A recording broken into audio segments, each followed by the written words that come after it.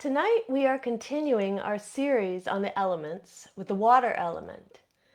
So, water is all about our intuition, it's about our dreams, it's about our emotions and feelings, and our ability to let go and go with the flow.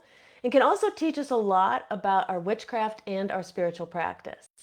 So, in tonight's episode, we're going to be talking about ways to know if water is balanced or unbalanced in your own life, as well as correspondences and simple practices you can use to connect to the water element in your own life and craft. So, Merry Meet, I'm Aislin. This is Ask Aislin, and tonight we are here talking about the water element. This is part one, correspondences and practices. So, welcome to those who are joining us live. Leave a heart or a thumbs up somewhere in the chat, whether you are live or not. And of course, if you are here with us live, there is a Q&A at the end. Leave questions and comments, and I will answer all the questions at the end. I'll also be checking the chat as we go. So we're going to dive in. We have a lot to talk about. We're first going to start with a little bit of information about what the water element is, how it's going to show up in your life, how you can know if you are feeling balanced or unbalanced. And then next week, we'll be talking about the shadow side of the water element and how it can be used to work with your emotions. If you are feeling pulled under by your emotions, or you don't have or you're feeling you're not connected to your emotions, we'll be talking more about that next week. So let us dive in, and we're first going to start with, the water element. Like all of the elements, you don't need an elaborate ritual in order to work with them. And sometimes that hinders people, it stops people from even being able to move forward and work with an element because they think they have to do so much. But the reality is that even just drinking a glass of water or taking a shower, walking on the edges of a river, crying, leaving a bowl of water on your altar, saying your prayers to your deities or to powers or spirits beyond you.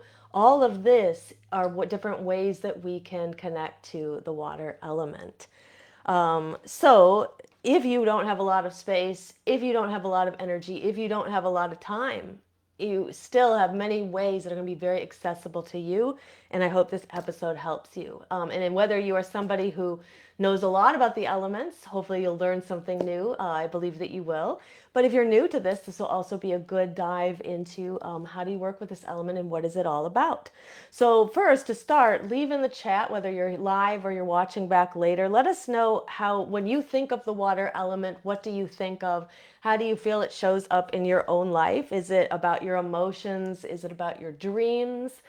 Is it about your healing? Maybe you're on a healing journey right now and you connect to water that way, or you feel like you need more water because of that. Maybe you're working with your intuition. Maybe you are experiencing some of what we might think of as the more negative side of the water element. Maybe you're feeling grief over something, or you're feeling overwhelm. Many of the different elements can be connected to overwhelm. We learned in the fire element episode, we learned that overwhelm can be about having too many things to do, or too many plans, or too many ideas, or being paralyzed by not being able to move forward with what we want to do. Here with the water element, the overwhelm can be about our emotions. Maybe what you connect to with the water element is something else entirely. So let us know in the chat how you are connecting to the water element. And then I will go through, I'll look at those. But let's start with what is the water element. So water is connected to our emotions, in our intuition, our healing, as well as our ability to be receptive and to flow. So water governs our emotions and our feelings, and it also governs our intuition and our psychic sensitivity. It's connected to our dreams and our ability to tap into the unconscious and the subconscious. So subconscious we often think of as like right below the surface of the water, and the unconscious more deeper than that. If you are somebody who, I believe that all elements can be used to work with our shadow work, but in particular, if you're working through some deep emotions, the water element is going to be really a great guide for you, a great friend, and can aid you very much in what you are doing. Now, there's other things, though, that the water element connects to other than just our emotions. It can be about our healing and soothing practices. So, if you are in need of healing, if you are a healer yourself, water element is going to be something important for you to potentially tap into. If you are trying to connect to your own ability to love yourself or to find love in your life and open yourself up to all the different forms of love, the water element also is a great element for you because love is very much connected to water. We can also do our cleansing work with water, and any element can be used for cleansing. We'll talk a little bit later about how water is used for cleansing. And water can also be used for emotional release. So we will talk also, there's a difference between kind of releasing with, for example, fire, where we're burning something, and releasing with water. It can feel more gentle. It can feel like perhaps easier if you're holding on to something and you're not really ready for that really big pronounced break like fire can do. Water might be the choice for you when you're releasing and letting go of something. And water is also about our reflection and our memory. How does water show up energetically? So I'm seeing in the chat, so I'm just going to pause for a moment, say Merry Meet to a few I see in the chat. Debbie is here, Merry Meet, and Tommy, and Cersei, Misty, Merry Meet, and Jason, Merry Meet, everybody, and Jenny. So Jenny was saying she thinks of water as connecting to her emotions, feelings, and the ocean. Yeah, so we're going to talk about some of the locations that people can go to when they want to connect to water. Debbie says cleansing. She said she needs to trust her intuition more. And so trust can be also found in the solar plexus and connected to the fire element, especially when it has to do with our self-belief. But there's very much a trust when it comes to our intuition. Our trust can be built by developing more of that water element within us. She says definitely she's feeling more overwhelmed right now. Tommy says he tries to imbue the water in his shower with psychic cleansing, and we're going to talk a little bit about that later of how you can use water to cleanse yourself, especially in the shower. So these are all great connections that people are making. So let us know in the chat, when you think of the water element, how do you connect? And what do you think of? We're going to now move into how does the water element show up in our life? How does it feel? How does it feel energetically? So how do you know that the water element is balanced in your life? Well, if you're feeling pretty emotionally aware, if you're aware of your emotions, you're aware when they change. If someone were to ask you, how do you feel today? You would be able to verbalize that pretty easily. That can be a sign that the water is balanced when it comes to your emotions. If you're feeling emotionally regulated, the water element is it's another sign that the water element is balanced in you as well, as opposed to being kind of dysregulated with our emotions, where it feels like we're kind of all over the place and being swayed one place or another place, or really being pulled under by the waves. That could be a sign that the water is out of balance for us. When water is balanced within us, we feel more receptive. We're more open to messages and energies and other people and things around us. We feel more compassionate for ourselves.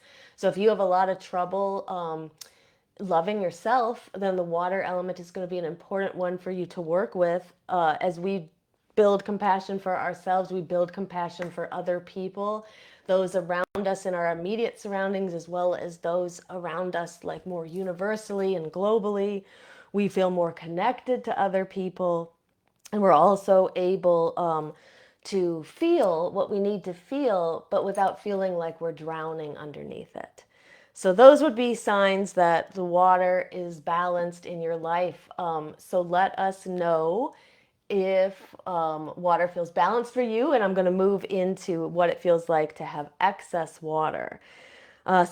During feeling like we have excess water, we may feel more overwhelmed with our emotions rather than feeling them being more calm and centered. We may feel more moody. There may be more emotional flooding, so the waves of emotions just come and they hit us, and we're unprepared, kind of knocked over by them. We may find that we have porous boundaries, and we talked about boundaries in previous episodes on protection. When our boundaries are porous, we allow certain things through and other things not through. But if our boundaries are, which is a good thing. So we want to have boundaries that allow us to control what goes in and out. So the things that we don't want coming into our energetic field, we're able to keep out. The things that we do want coming in, like emotions we want to feel or people that we want to connect to around us, we're able to let that through. So we do want porous boundaries in some ways, but we don't want them to be so porous that they're letting everything flood in. When we are feeling like we have excessive water, we also may over-identify with our feelings. So like feeling like, for example, depression is a part of us. The reality is that depression and sadness and these are feelings that can be fleeting. Of course, depression can come and it can anchor and it can settle in for long periods of time, but it doesn't define who we are. When water is excess in us, though, it feels like it does. When water is excess in us, we may feel like there's a lot of urge to escape from our emotions, escape from our life. We may escape into habits that are not good for us. We also, like I mentioned this a couple of times, feel like we're being pulled under. Now, on the other hand, deficient water. Now, by the way, before I get into deficient water, I'm just going to let you know with all of this is if you are identifying with things on all of the lists, that's very normal. Because what often will happen is that we are trying to balance ourselves.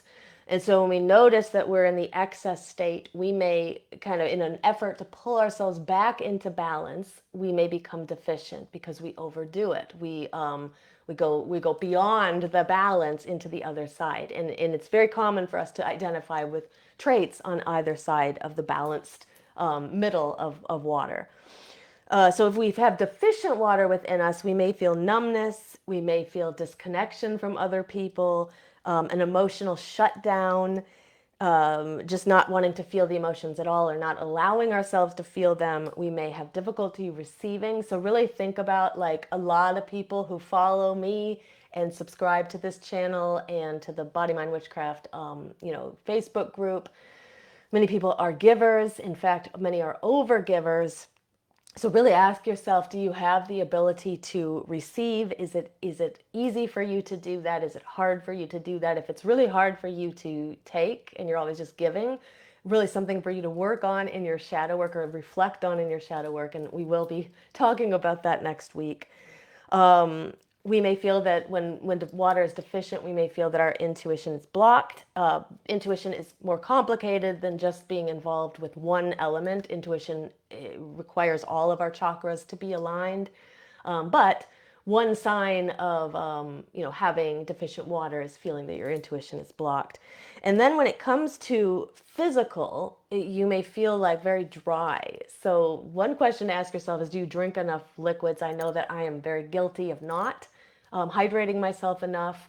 So if you notice that your lips are dry, your skin is dry, your hair is dry, there's natural dryness that can happen as we get a little bit older, but we still need to be hydrating. And then other times, people who have deficient water may find that they have the inability to release. They're very full, but they can't let go of what they need to let go of. So water is not just about our heavy feelings. It is about being able to feel what we need to feel, being able to receive, being able to cleanse ourselves when we need to, and being able to move and go with the flow. And also being able to feel the feelings, feel what's going on around us, feel our energy without being consumed by it.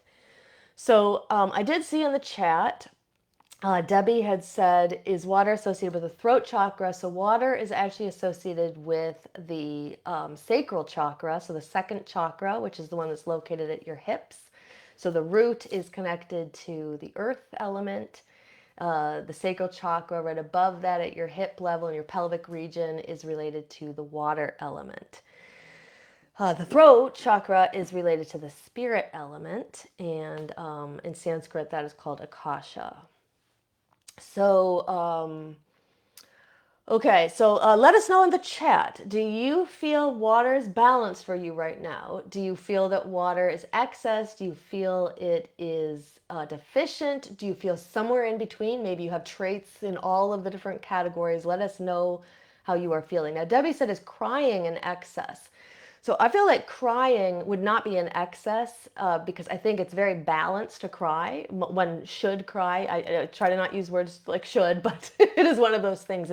It's important for us to cry, and it's a good way to release. If you have difficulty crying, it is something I would consider. I would consider working with in our shadow work. Excess crying, it depends on how much crying there is. So if a person is crying all day long every day, then I would say yes, this is excess. If a person is not able to cry at all, then I would say that's deficient. And if a person is crying when crying is seems called for or seems natural in a situation, then I would say it was balanced. But crying itself, I wouldn't put in any three of the categories. It's kind of how do we relate to our tears and relate to our crying. Sometimes we can get stuck. It's natural when something sad happens, it's natural to cry. But when we become overcome by it and we're unable to kind of move out of that, that is where we may wonder if it's moved into the excess. So Misty said she said it depends on her for the day. She says sometimes she's good with her emotions, and then she says on other days she's a wreck emotionally. Yeah. And so it's important, when we notice ourselves sort of falling onto that side, we feel like we're kind of a wreck, or we're feeling like we're very emotional, or we're very overcome, or we're not able to control the emotions. This is where we could work with the water element. The beautiful part about witchcraft, right, is that we can identify areas where we are imbalanced, and then we can find practices that will help us bring ourselves back into balance. And so that is going to lead us into this next part, which is about the correspondences. So when we want to work with the water element, so why would we want to work with the water element? So I feel like I've missed this part of my notes somehow. Um, that is strange because I remember writing it down. I'm actually quite sick right now. I've been sick for a long time, and I'm not feeling really great. Um, Weird. Okay, I think that either they got out of. I think I might have my brain may be a little bit mixed up, and I've got them out of order. But we will get to like why a person would want to work with the water element. But let's suppose you want to work with the water element, then you can use some of these correspondences to build practices around small rituals, small spells, or just simple little practices if that's the time and the energy that you have. And then we'll also, as we get further in, we'll talk a little bit about some more elaborate practices that you could use, as well as a spell I'm going to share at the end. So let us, now I'm all mixed up again, correspondences. Okay, so we're going to start with correspondences of direction. So correspondences are really like a language. They help us to work with something. So whether it's an element or a chakra or an intention, the correspondences that are connected to that thing, it's like a language. So okay, we know that we have this connection of or intention of self-love. What are the correspondences that are related to self-love? What element is connected to it? What chakra? What colors, what deities, and then this helps us to, with this language, helps us to build a practice for ourselves to help us connect to that intention. So when it comes to the intention of water, the direction that is connected to it is west. This is the common connect or common correspondence for direction, though you may find that in other practices or other traditions, perhaps they will use a different one. But there is a lot of connection to West as the place of dreams, as the place of kind of the setting sun. It's the place of there in some traditions. It's the place where we go when we die. You kind of look to the West, and that's like the where we move on towards. Whereas looking to the East is where we come from.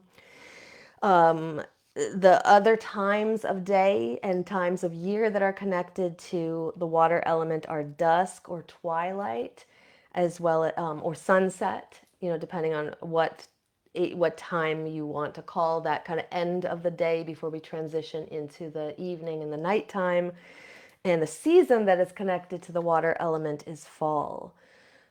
So when might water feel most potent? So this is what I was looking for earlier. So these are the times when water may feel very potent in your own life, or on the flip side of this, if you want to do one of these things, then the water element would be a good element for you to connect to. So when you need some extra emotional healing, connecting to the water element can be very helpful. When you want to strengthen your intuition. So when you want to do that, the water element, when you set that intention of strengthening my intuition, the water element immediately is more going to become more pronounced in your own life because you have set that intention.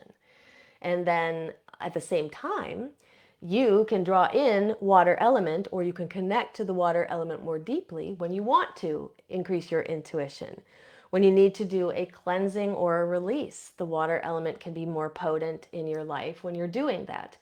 Like I mentioned earlier, release with fire can be very fast and burning and hard, and it's harsh. And releasing with water can feel more soft and soothing and letting go slowly. It's, to me, this is not about gender or anything, but it's a more feminine energy of kind of just releasing as opposed to burning it, which I think of as more of a masculine energy. Again, not to do with not to do with gender, but having to do with how those energies feel and how they might connect to different parts of our energetic field. When you want to work with your dreams or your subconscious, then the energy of water will be more prevalent in your life. When you need more softness, when you need more receptivity, and when you need more compassion, again, water element will be more prevalent in your life. When you need to reflect before acting. So let's say there's something that you need to do and you need to take some time to think about, and you're afraid maybe that you'll fall into those hot emotions like fire, and just be kind of impulsive in your choices. If you need the time to reflect, you can call in the water element, or when you're in that reflection period, the water element will be more connected and more prevalent around you. And when you need to connect to the divine feminine, the water element as well as the earth element are the two elements that will be the most potent for you. So the colors connected to the water element are blue and silver, and some of this has to do with what are you actually going to do with the water element. It may help to direct you to which of these colors feels more aligned to your intention. So blue and silver, sea green obviously connects to the ocean, indigo. I think this is a really good one, especially if what you want to do has to do with your intuition, so connected to your third eye. And white can also be a good choice for cleansing work. And black, which sometimes is surprising to people when we're talking about colors for the water element, but black is a good color to choose when you're working with deep water, like murky water, the water of your unconscious. Maybe you're trying to draw something up to the surface that feels like it's really far down. Or maybe you're doing banishing or release work. Then the color black might make sense for when you're working with the water element. Now, there are also tools and symbols that will also help you connect. So here's a few: the chalice, the cup, the bowl of water, shells, mirrors, wells, springs, essentially any source of water, rivers, lakes, oceans, the rain, just standing out in the rain, moon imagery, and then imagery of like fishes and mermaids. Now, as far as the witch's tool goes, so any of those could be symbols that you could place on an altar. You could make sigils around. You could carve into candles, use in your spell work. The witch's tool that is connected to the water element is the chalice. So I just wanted to show, because I've talked about it many times, I just wanted to show my chalice, this is not the exact one. This is actually a replacement for when it broke. But I got a chalice that looked exactly like this when I was in my very early 20s in Allston, Massachusetts at a thrift store. It was like 99 cents, and this has been my chalice like all my life since. It was broken at one point, and then we replaced it. It's like from like an FTD florist arrangement, but works beautifully as a chalice. I've always loved this chalice. So sometimes people think the chalice has to be this elaborate thing that we buy. There are sources that say a chalice has to be silver, like because silver is the metal of the moon. I think that things like that restrict us from actually being able to practice rules that really don't need to exist. A chalice is a vessel for liquid and the water element. And so you can find it at a thrift store for 99 cents, and it can be glass, it can be wooden, it can be porcelain, it can be whatever. I don't really like plastic just because it's ramifications on the environment, but it could even be plastic. It's a vessel for liquid, right? So the chalice is a good tool for the witch, but sometimes we don't have even access to that. You could just use a bowl and fill it with water, and that can be set that on your altar, and that can be your tool for the water element. Also, the cauldron is also can be considered a connection to the water element as well, and there's many different sizes of them. Now the cauldron, on the other hand, whereas the chalice can be anything you want it to be, any substance really, the cauldron really should be some kind of fireproof container because you can also burn in it. What I like about the cauldron is, though it's often connected to the water element, I think it's also connected to many of the other elements as well. So here's just an example of my small cauldron, and I have many other sizes. There's smaller ones, there's bigger ones. But we sometimes think, oh, we can only burn in the cauldron, but you can absolutely put liquids in your cauldron as well. And you can do brews in it, brew up your potions or whatever you're working with.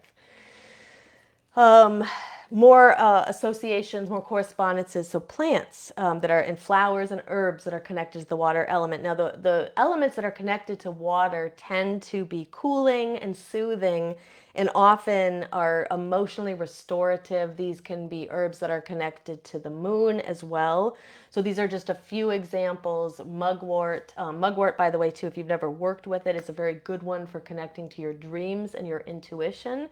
You can buy it in bundles that are similar to like a sage bundle, and burning that can help you to open up your intuitive senses.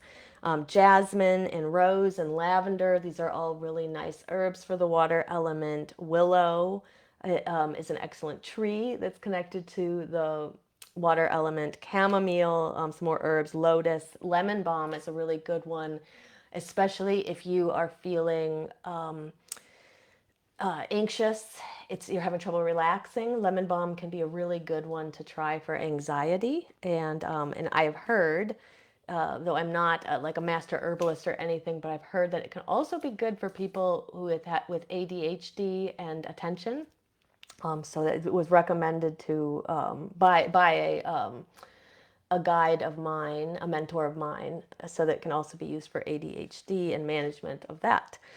So stones that are connected to the water element. So I think that stones that are connected to the moon are all going to be connected to the water element. So the moonstone is a really good one. It's very good for connecting to your intuition.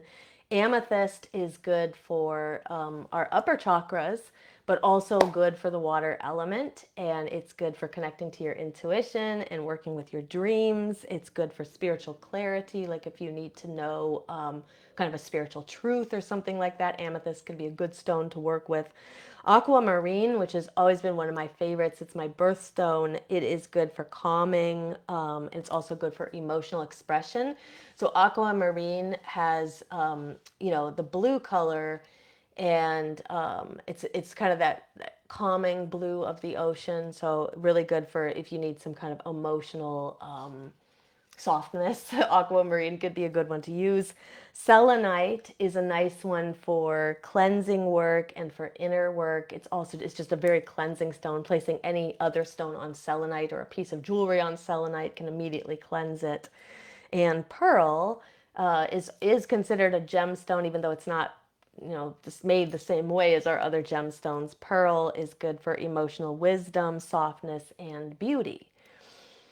So besides the stones, and let us know too as we go, let us know if there are any of these correspondences that are particularly important to you or that you like to work with, if there's, or also if there are any other herbs. Oops, I just knocked the camera, so I straightened my leg. If there are any other herbs that you work with or any other stones that you work with that were not on my list, but you like to connect to the water element through those, let us know that as well. Animals. So all elements have a set of animals that are connected to them. So how can you use these animals? Well, you could use them symbolically, like when you are doing your spells or your practices or building an altar. You can also use them as a way to kind of connect to their spirit essence. Fish, all fish are connected to the water element. Dolphins, whales, frogs, swans. Serpents in some tradition, especially like Celtic traditions, there's like a sea serpent, especially like water snakes can be connected to the water element. And then some of the mammals like seals and otters and walruses, oysters and shelled creatures, these would all be connected to the water element, and mermaids as well. And then I think to close out the correspondences, I think this was the last correspondence, and then we'll talk about a few practices. So correspondences, deities. So if you work with deities in your practice, you can always bring in different deities or archetypal energies of the deities to work with that particular element. Now, just so you know, if you don't work with deity in your practice, that is totally fine. But for those who do work with deity, you may want to consider working with some of these. Now, the archetypes that are connected to this, the deity archetypes that are connected to the water element are the sea and ocean mother. Most of the time, well, I take that back. So sea and ocean mother. There can also be an ocean father, river, river and well spirits. So any deities or spirits that live near wells or rivers, lunar goddesses. The moon tends to be connected to goddesses rather than gods, but if there was in any pantheon where there is a lunar god, that would also be connected to the water element. Love deities are also connected to the water element. So I recommend finding deities that are within your own tradition or your own pantheon. So if you work exclusively with like British Isles, find the goddess that is connected to the water element or gods that are connected to the water element in your pantheon and work with those. On the other hand, you may just choose, maybe you don't have one pantheon and you're open to working with deities of all kinds of pantheons. So here would be some thoughts. The list again is not exhaustive. So these are just a few choices. So Poseidon, Neptune, god of the sea. Sobek is an Egyptian god of the river Nile. Varuna is a Hindu god, which is the god of the cosmic ocean. And then there's also Lakshmi, who, like Venus and Aphrodite, came from is said to have been born from the ocean. Yamaya, she's a Yoruban goddess, and she has a similar kind of origin coming from the ocean as well. I said Lakshmi. Marduk is a Mesopotamian god of the ocean. Bridget, who we often think of as connected to the fire element and smith work and different things like that, she's also connected to the sacred well. And so she, therefore, is connected to the water element. Danu is another Celtic goddess. She's a river goddess, so connected to the water element. Those are just a few choices. So again, if you don't work with deity, don't worry about it. If you do work with deities and you really are feeling like, I want to work with the water element, maybe I've got a lot of healing I want to do or something like that, consider choosing a water deity and working with them. All right, so we are now going to move into a few practices, and then we will go from there. So Taliesin had said, I'm just going to pause for a moment, go to the chat just for a minute. And Cersei said, hi, Kitty. That was Pachamama, who just ran through crazily. I don't know where she just came through but didn't go past the camera that time, but she's running back and forth. Taliesin said a few other stones, lepidolite, ocean jasper, opal, and are great ones, he said. And then as far as herbs, he was saying mugwort. He likes to use mugwort. He's also thinking about using seaweed here on the beach. That is also a good one to use as well. Like things that we find in nature. It doesn't have to be herbs that we bought, right? It can be herbs that we find. Okay, so I am going to keep going now. And if I've missed things in the chat, I'll just come back at the end and look at those. So we are going to talk now about a few few practices you can use in everyday witchcraft. I have a few practices for you. We'll talk about some healing ideas and some protection ideas for using the element of water. And then I have one spell to share at the end. So these practices are meant to be, I think I'm going to share like four, but they're meant to be very simple. There's not a lot of props or anything, not a lot of planning. It just allows you to do it. So if you are somebody who's looking for building kind of a spiritual practice, you have very limited time. These are going to be very helpful for you. Consider bringing one or more of these into your daily or almost daily spiritual practice this week or next week as we're kind of talking about the water element.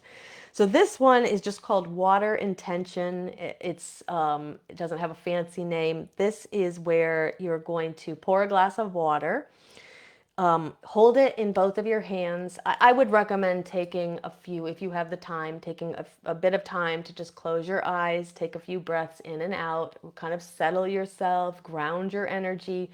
Always important in those first couple of minutes, just ground your energy as much as you can.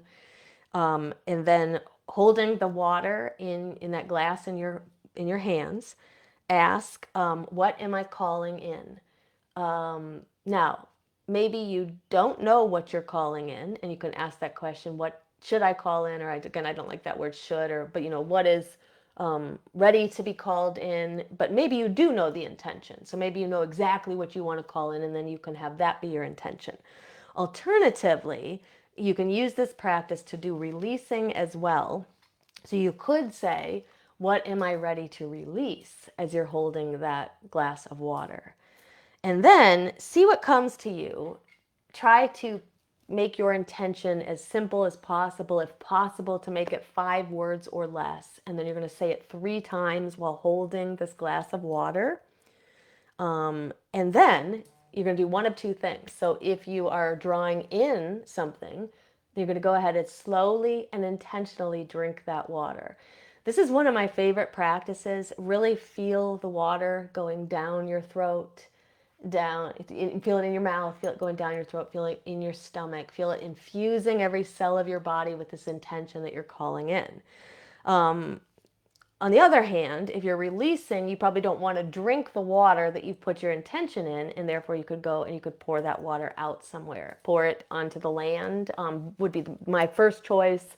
If that's not possible, you can pour it anywhere. You can pour it into a plant. Sometimes people worry, like, oh my gosh, I let go of negative energy. The earth can recycle your energy. You never have to worry about that. So, but you can also pour the water down the sink. I tend to like to do something a little more ceremonious with it, but you can absolutely just pour it down the sink if you want, or down the toilet if it's something you really want to get rid of, and just and then release. So really nice little practice, very, very simple. Here is another practice that is related to it. And actually, yeah, this one's kind of related to it. So this is using a bowl of water as focus. So the first one is sort of using that glass of water as setting an intention. Let's say you're having a little bit of trouble focusing. Your bowl of water can be a point where you can, you know, set your mind with the intention of finding clarity. So it's not, if you think about stories of like, we talk about candle gazing, we talk about crystal ball gazing. You can also do water scrying. So there's an element of kind of water scrying in here, but you don't have to be good at scrying or divination in order to do this. So you're going to place a bowl of water or a cup of water in front of you. I like to use a bowl for this. And then you are going to state a one kind of sentence intention about something you would like to gain more clarity around. Maybe you have a question you're struggling with, you're not sure what to do about something, you have a choice. So state that out loud, and then you're going to just gaze softly into the water for 30 seconds to a minute. You can go longer if you want.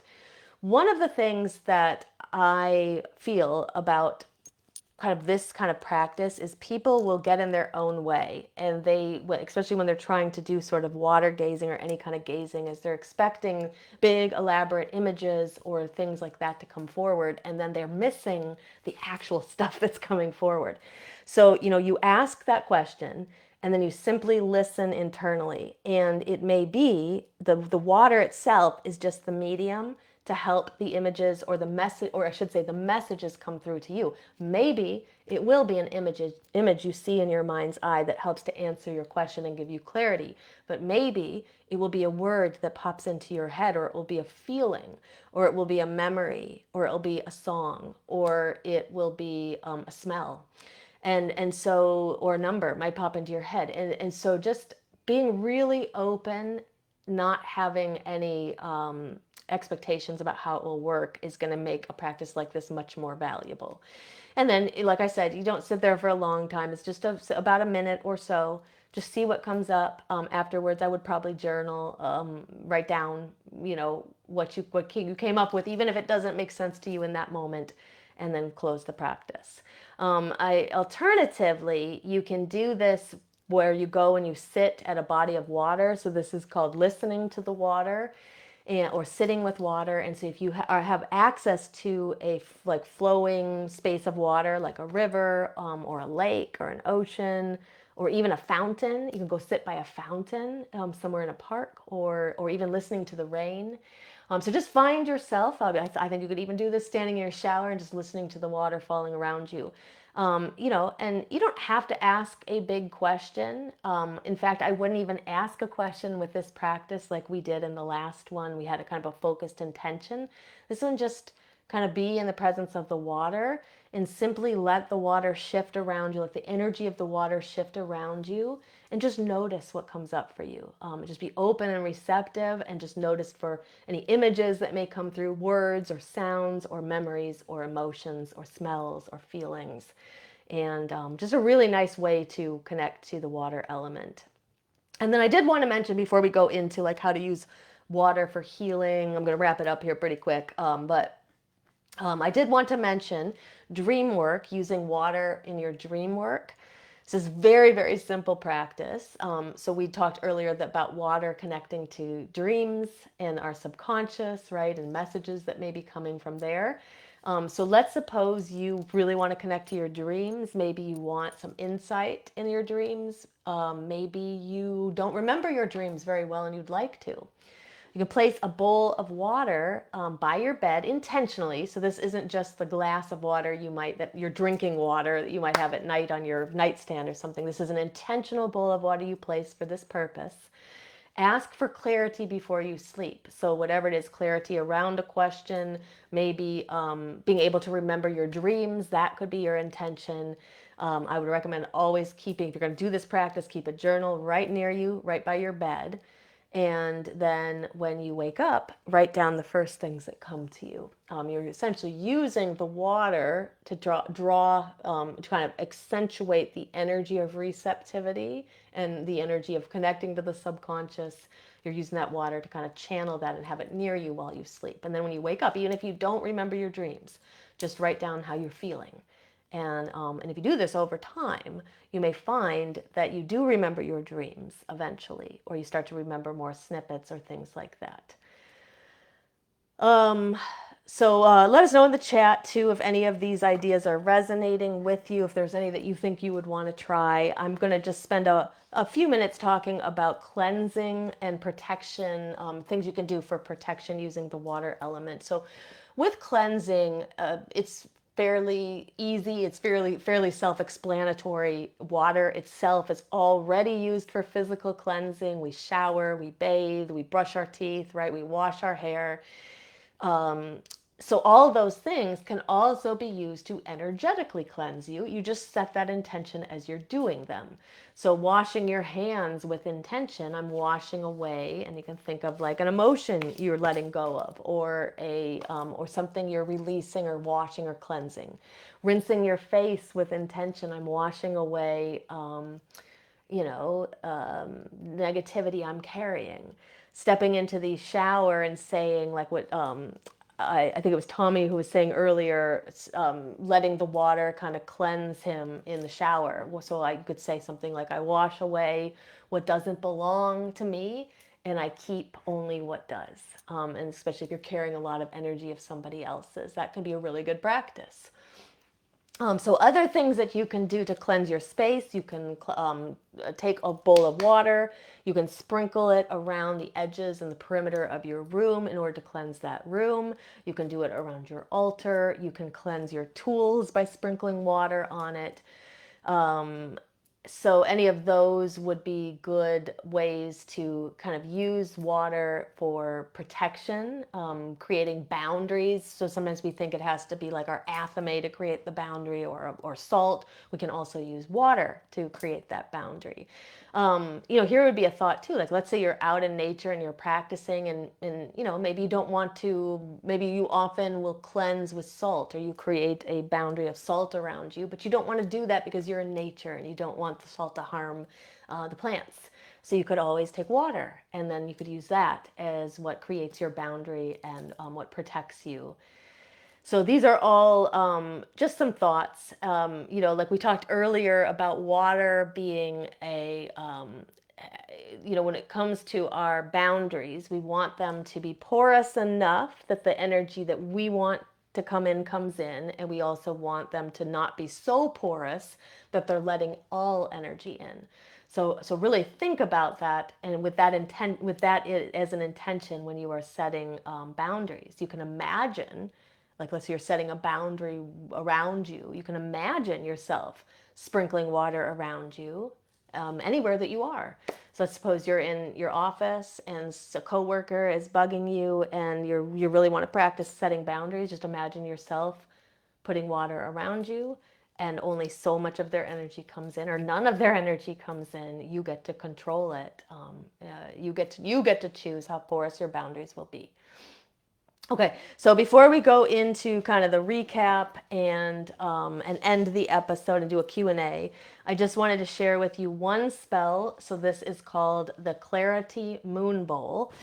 So the goal with this is similar to earlier. We talked about like kind of gaining clarity from staring into a bowl of water. This would be an elaborate spell if you want to take that a step further. So your goal here with the Clarity Moon Bowl is usually going to be some kind of goal around intuition. Maybe you want to understand your intuition more. Maybe you want some dream clarity. You could use it for that intention. Maybe you just want more inner knowing. Maybe you're feeling confused and you want to draw in that intention of inner knowing. So you can use this spell for that. You are going to need a bowl or a cup of water. You're going to need paper and something to write with. And optionally, you can choose some of the stones that we talked about earlier connected to the water element, like moonstone or amethyst, or some herbs like mugwort. That would be a really nice one to burn here, or having some jasmine nearby, or even jasmine oil or jasmine incense. But any of the herbs that we talked about, or any herbs connected to water, will work. So what you're going to do is you're going to write down one intention, and you're going to say, I receive clear inner knowing about, and then blank. Okay, so let's say you want intuition around health concerns that you have, or a relationship that you are in, or your career, or a pathway in front of you, or your spiritual journey. So I received clear inner knowing about blank. Okay, and then you're going to write that down. And then I would just take that, fold it up, and place it underneath the bowl of water. And then you're going to hold your hands around the water. So either actually hold the bowl or the glass like we did in the earlier practice, or you can just place your hands over the water. And you could say something like, water, show me the truth. Water, help me receive the things that I need to know. So water, show me the truth. Water, help me see the things that I need to know, or show me the things I need to know. And then just sit quietly and go ahead and gaze into the water. So it's kind of similar to the earlier practice, but more elaborate. So gaze into the water for a few minutes. And then you're going to close everything off by journaling. I think that, like, if you were going to, so let's suppose that you, and this would be another way to amplify this, and I'm just thinking of, is do this on the full moon. Even better if you can do this outside underneath the full moon, because then we have the moon also connecting. You've got the water element. If you want to, you want clarity in your dreams, you could do this right before going to bed. If you want some emotional clarity, let's suppose you're not certain how you're feeling about something, you can change the intention a little bit to say, help me to understand what I'm feeling. And what's also kind of interesting is I think this is a nice little spell that you could do right before you were doing other divination. I shouldn't say other divination, this isn't really divination, but do this before divination. So like because we want insight, we want intuition, we want clarity, we want that to be clear and open. We want that channel to be open, right? So do this practice right before you sit down with your cards, and then pull your cards or use your pendulum. Sit there for a few moments before that, journal any impressions that come through when you ask for clarity, and then go and then choose your divination method if you would like. So I hope that helps. Remember, water is about our emotions, our intuition, about our healing. It's about our ability to go with the flow. Our correspondences are meant to be a language that we use to connect to something like an element. It's not meant to be a shopping list, so you don't have to go out and buy all those things I talked about. It's like, find the things at home. Think about, when you're thinking about things around you, what element is that connected to? Think about that. And when you're working with water, draw more of those things near you. Small water practices can go a really long way towards deepening your emotion, helping you better understand, deepening your intuition, helping you better understand your emotions. So let us know in the chat, like, when it comes to the water element, when it comes to working with it, if you were to set off and work with the water element now for the next week or focus on it, where would your focus be?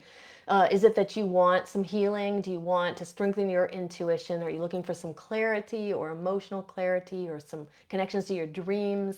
Let us know, how would you like to use the water element? And next week, what we are going to be talking about is the part 2. We're going to dive into the shadow side of the water element. So we're really going to be talking more. We talked about it briefly at the beginning, how to know if you have too little water, too much water, just enough water within you internally.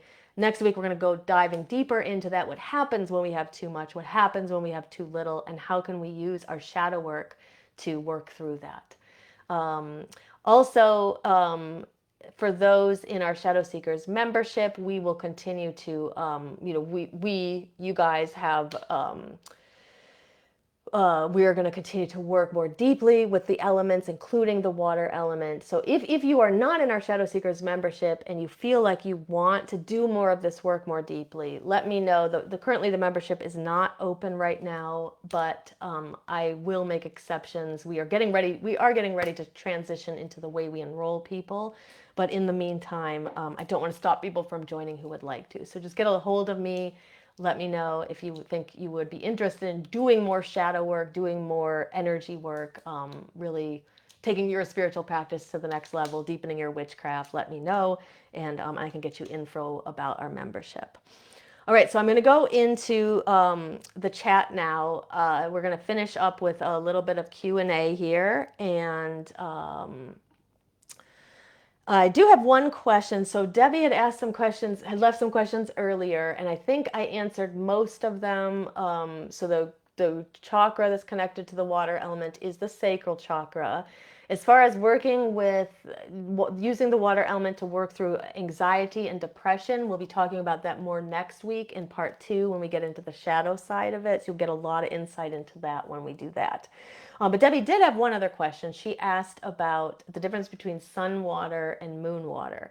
So moon water is water that we will leave out underneath a moon, and it doesn't need to be any specific type of moon. Most traditionally, people will leave it out during a full moon. It's thought that the moon's energy charges the water then carries that energy, and then you could use that energy, that water, in other places. So, for example, sometimes people like to cook with the water, or they like to use it in spell work, or let's say they're doing a spell and it's the waning moon, but their intention kind of would be better for a full moon, but they can't wait.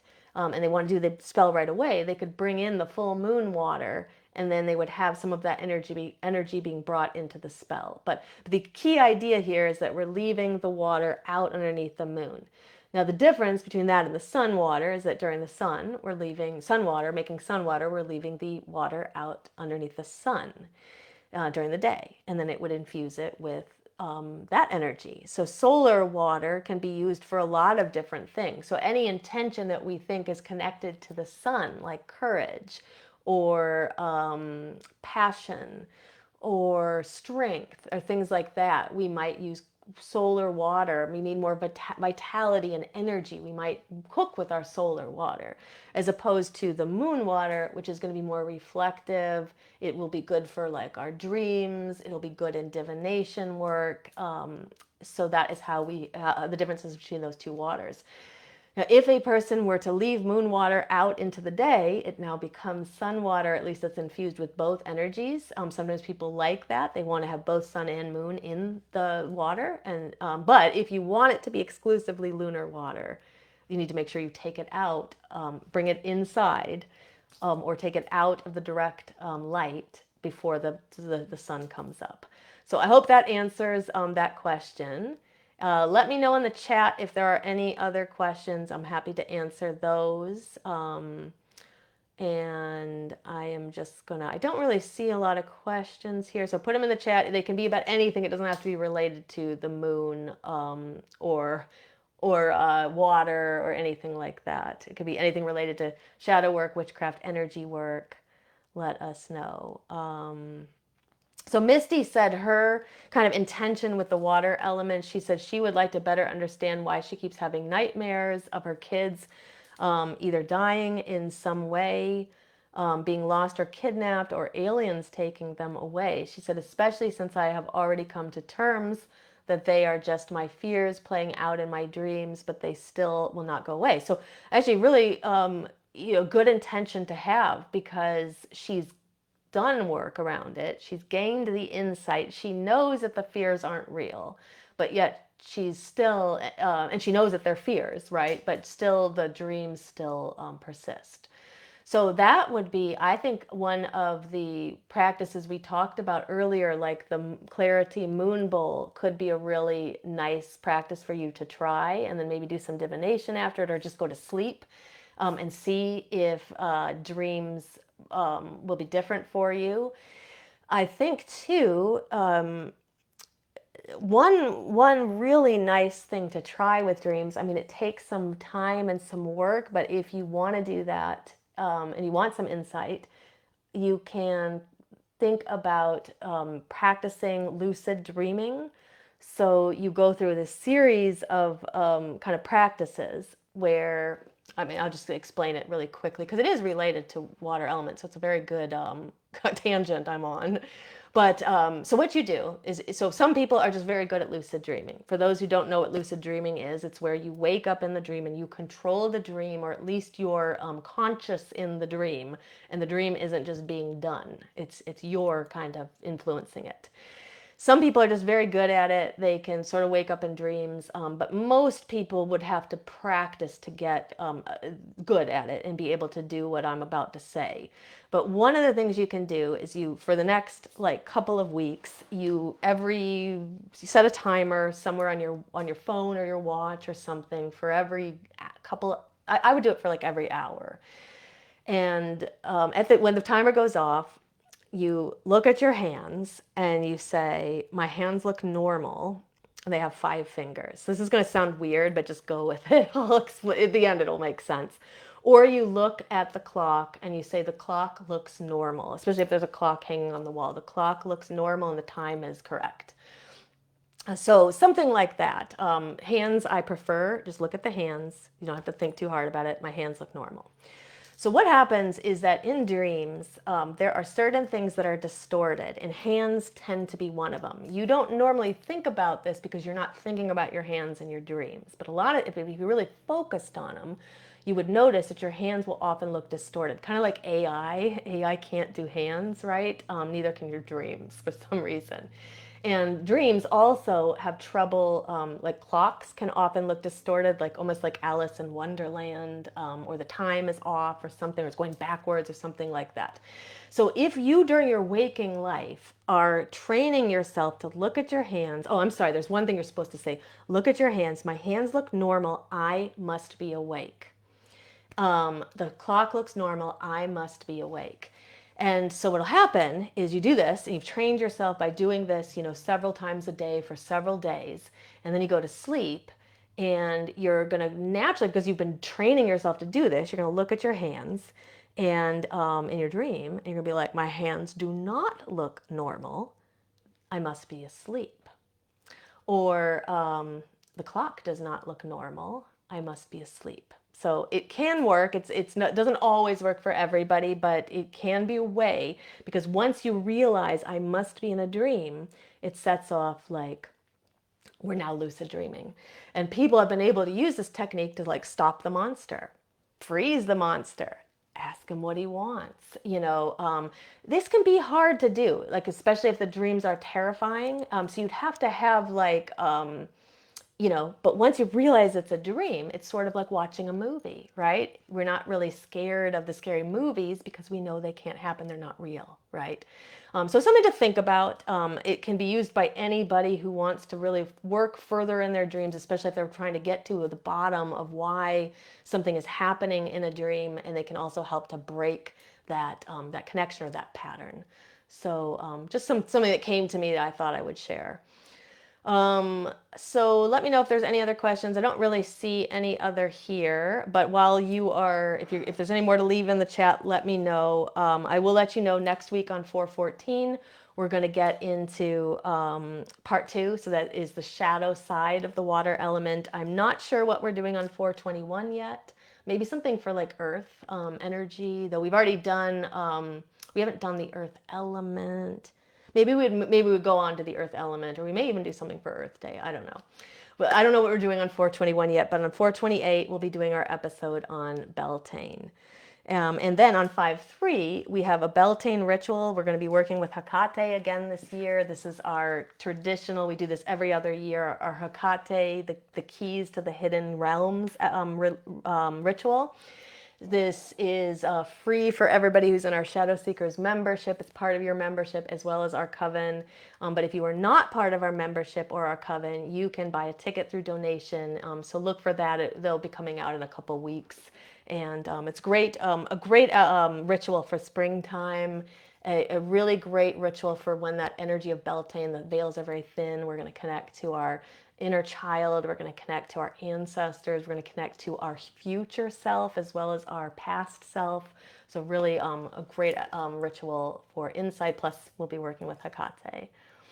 Cersei said, I've been working on my intuition. She said, connection to my guides, ancestors, and deities. So working with water will be a great help. Yeah, absolutely. Absolutely.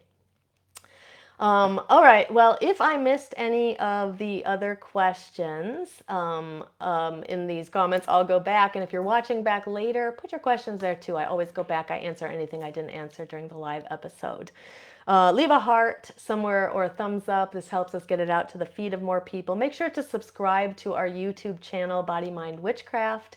And this will make sure that you don't miss any future episodes because we upload these onto YouTube shortly afterwards. And I hope you enjoyed this episode. Hope you enjoyed working with the water element. I'll see you next week for part 2, shadow work, shadow side of the water element. And until next time, blessed be.